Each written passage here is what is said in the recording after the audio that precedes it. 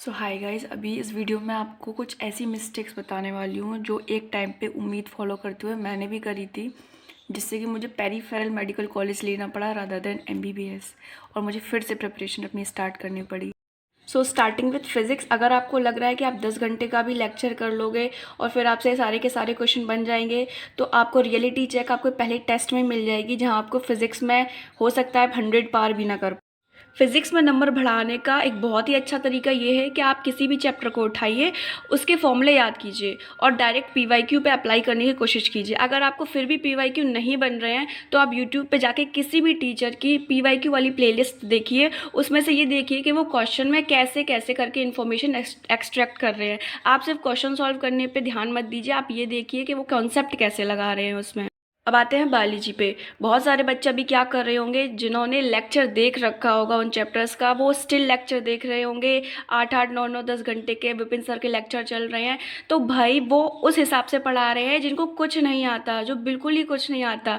अगर आपने एक बार भी कोई चैप्टर पढ़ा है तो आप प्लीज़ उसको 4-5 घंटे का लेक्चर देख के वेस्ट मत कीजिए। आप उसे एनसीईआरटी से पढ़िए और क्वेश्चन लगाइए, इससे आपके मार्क्स बढ़ेंगे। आप दोबारा एक ही चीज़ करते रहोगे, लेक्चर देखते रहोगे, इससे आपके मार्क्स नहीं बढ़ेंगे।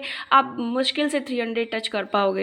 सो केमिस्ट्री में दो तरह की केमिस्ट्री है, एक लर्न करने वाली है और एक सॉल्व करने वाली है। सॉल्व करने वाली विच मीन्स फिजिकल केमिस्ट्री, तो उसका अगर आपको कंसेप्ट क्लियर होगा तो आपके पीवाईक्यूज और बाकी क्वेश्चन बनेंगे। नहीं तो आप प्रॉपर लेक्चर देखिए, नोट्स बनाइए, फॉर्मूले याद कीजिए, फिर आपसे होने लगेंगे। तो उसकी ज़्यादा टेंशन नहीं है क्योंकि उसमें ज़्यादा तगड़े सवाल नहीं आते हैं।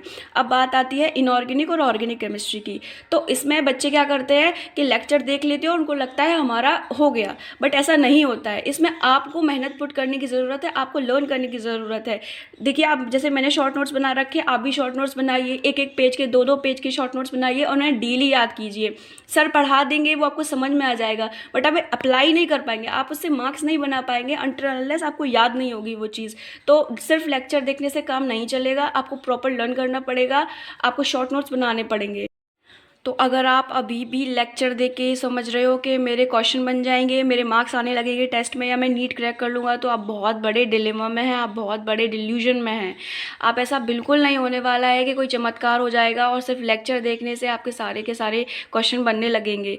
वरना आपको पहले ही टेस्ट में आपको बहुत ही डीमोटिवेटेड फील होगा जब आपके नंबर नहीं आएंगे।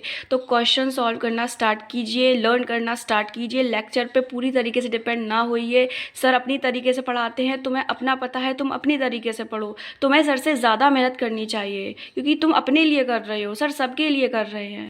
तो अगर आप भी ये सारी मिस्टेक्स कर रहे थे और आपको मेरी एक बात भी समझ आई है कि मैं क्या कहने की कोशिश कर रही हूँ, तो प्लीज़ अभी के अभी सुधारो और सब्सक्राइब कर लो। मैं नहीं चाहती कि जो मैंने मिस्टेक्स करी है वो कोई और भी करे और उसे फिर से मेहनत करने के बावजूद एक ड्रॉप लेना पड़े। तो सब्सक्राइब कर लो। Thank you.